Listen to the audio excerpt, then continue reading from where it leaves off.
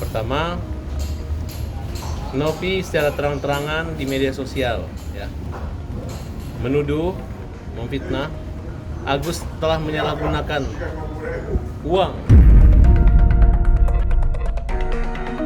Bahkan saya pernah chatnya masih ada di WA. Saya bilang, oh pantas kalian dihujat ya, saya bilang. Kalau lagi depresi, lagi enggak ya enggak gitu, tergantung kondisi, situasi dan kondisinya saat ini.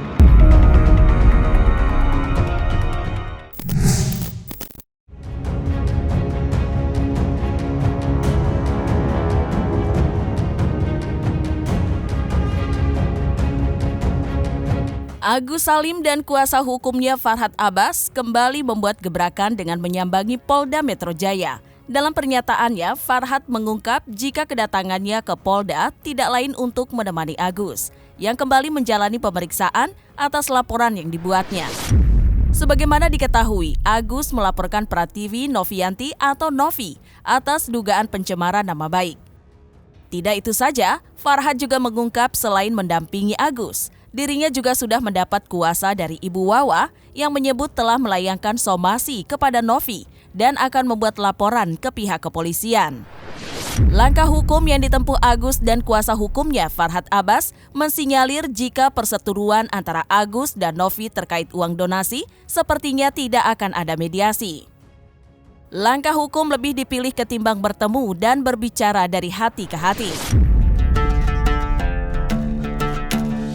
Oke, ya hari ini pendampingan Agus pemeriksaan pertama untuk pencemaran nama baik dulu. Ya intinya seputar kalimat, Agus nih dapat uang nggak dipakai berobat loh, ya waris-warisan nih gini. Inilah kita anggap orang yang harusnya masalah di dalam diperkecil makin memperbesar. Terus, beli emas, beli handphone semua, itu salah satunya. Pertama, Novi secara terang-terangan di media sosial menuduh, memfitnah Agus telah menyalahgunakan uang, padahal tidak ada uang yang disalahgunakan, tidak ada, itu hanya ketakutan dan fitnah dia aja. Uang 1,3 miliar ada di dia, dan tanggal 10 tuh sudah dikembalikan.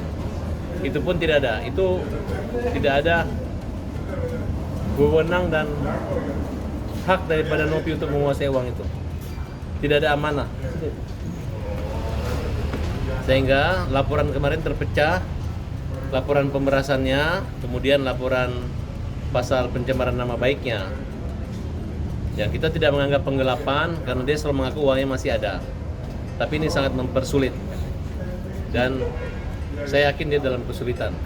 Jadi ini adalah upaya Novi untuk mempermalukan Agus dengan harapan agar masyarakat menjadi kisruh, seolah-olah kalau membantu secara pribadi tidak benar harus lewat yayasan. Padahal di yayasannya Novi kalau membuka 3 hari donasi, sisanya adalah untuk operasionalnya dia di ODGJ. Nah, jadi kami meminta agar diaudit yayasan tersebut.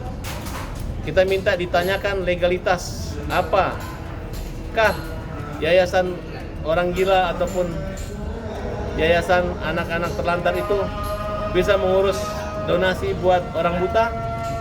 Apakah dia harus mengurus mulai dari kecil sampai besar segala tetek bengek sehingga dia menjadi kontrol sosial untuk penggunaan dana tersebut. Triwulani dan Miftahul, Wulan dan Ibu Wawa. Ibu Wawa sudah melontarkan juga panggilan surat somasi dan akan melaporkan juga pencemaran nama baik. Wawa dituduh menyalahgunakan uang, padahal uang itu adalah utuh dan tidak ada masalah. Dan perlu teman-teman katakan, saya sampaikan, hampir sebagian besar dukungan yang diberikan kepada kami, alhamdulillah. Intinya mereka sangat kecewa, miris melihat sikap Novi yang menguasai uang itu. Salah. Mbak Novi bilang saya pakai uang 100 juta. Itu Padahal saya nggak merasa pakai uang 100 Yang juta. diterima awal berapa? Itu hanya anaknya, Anak Agus saya. membantu.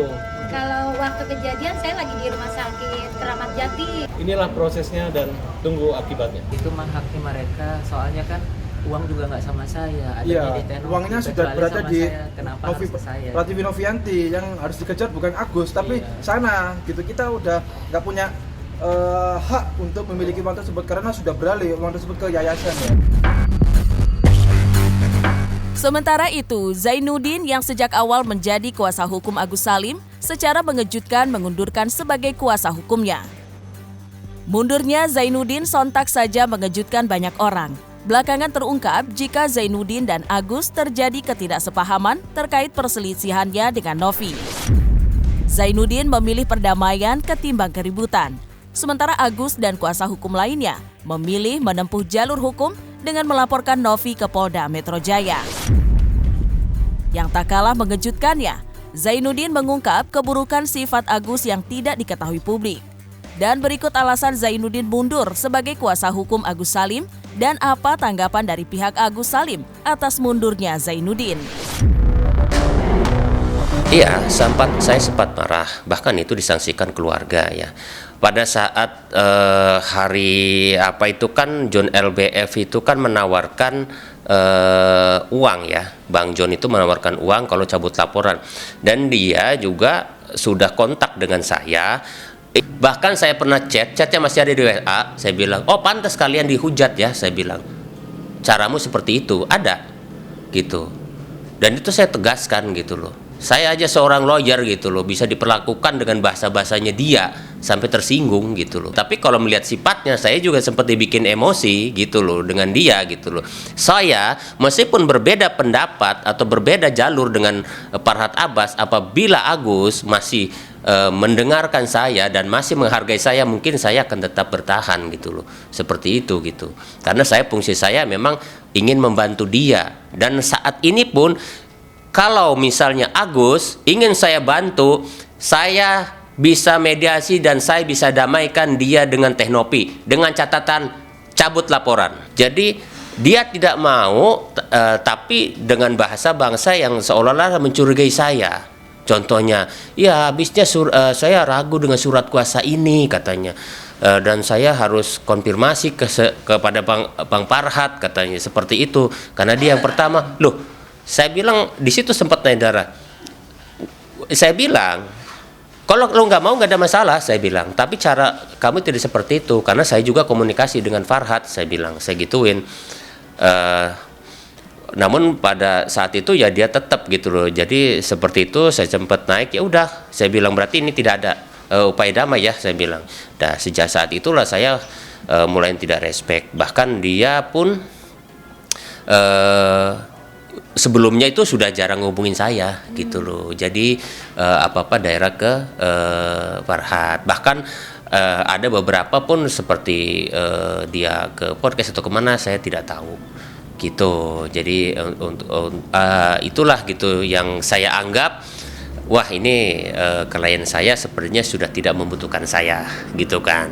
Jadi udah kita perjuangkan, ternyata tidak seperti itu, ya sudah gitu, lebih baik saya cabut gitu. Padahal itu harusnya selesai, ya enggak, itu harusnya udah selesai gitu loh. Iya, kalau Anda itu bukan orang yang pandai berterima kasih, saya bilang seperti itu, punya masalah ya.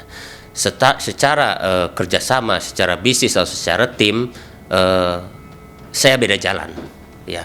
Kalau saya ibarat air tawar, nggak mungkin saya hidup di air asin, seperti itu ya. Kalau saya biasa hidup berorganisasi dengan tim, saya nggak hidup dalam lingkungan kerajaan yang hanya mengikuti perintah raja. Untuk pengacara-pengacara yang tiba-tiba mengundurkan diri, yang tidak saya bisa sebutkan namanya, yaitu berinisial Z, yang semula itu adalah pengacaranya si Agus, dia sekarang sudah mengundurkan diri.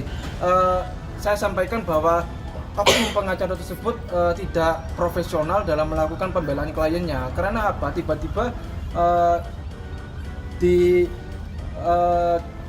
melakukan pengacara tersebut tidak melakukan kerja-kerja pengacara secara maksimal gitu. Tiba-tiba Agus ditelantarkan gitu dalam melakukan pembelaannya gitu, sehingga ya kita tetap optimal, berusaha keras, dan kita bela Agus untuk haknya. Sebenarnya begini ya, kalau konflik tidak, tapi oknum pengacara tersebut tiba-tiba mendatangi Agus ya, mendatangi Agus untuk minta tanda tangan perdamaian ya. Kita beda pandangan dengan oknum pengacara tersebut ya, karena kita sudah melakukan laporan polisi, padahal dia sudah ikut ya untuk mendampingi laporan polisi tersebut.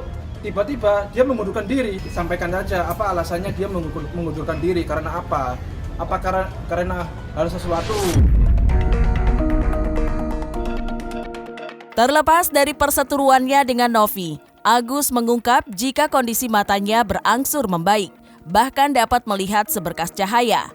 Itu artinya kondisi mata Agus dapat disembuhkan. Menanggapi hal itu, Agus bersyukur meski tidak mudah menjalaninya, mengingat banyaknya sindiran dan cacian yang dialamatkan netizen kepada Agus dan keluarganya. Menanggapi hal tersebut, Agus lebih memilih berserah. Bagi Agus, musibah yang saat ini dialaminya serta banyaknya cacian telah memberikan pelajaran berharga dan selalu ada hikmah yang dapat dipetiknya. Apalagi depresi lagi enggak ya enggak gitu, tergantung kondisi, situasi dan kondisinya saat ini.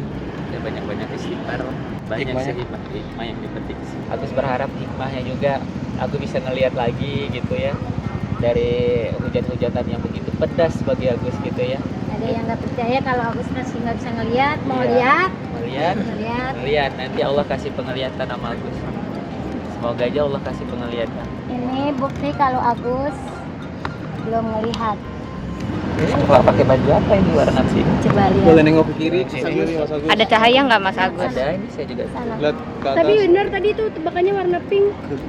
Bisa ngelihat cahaya mungkin Pak Hah? Agus? Bisa Cahaya ngelihat memang udah dari bisa awal memang bisa lihat ya. cahaya. Ya dari nggak tahu Udah. sih. Ini namanya kekuasaan Allah, kita kan Udah nggak ya. tahu. Ya, Makasih teman-teman. Cepat sembuh, Mas Cepat sembuh. Masa hujatan yang jelek-jelek bagi Agus, tapi banyak hikmah nanti yang Agus. Itu bukan melihat normal, hanya ada cahaya, ada warna, itu aja. Siapa tahu masih bisa diobati.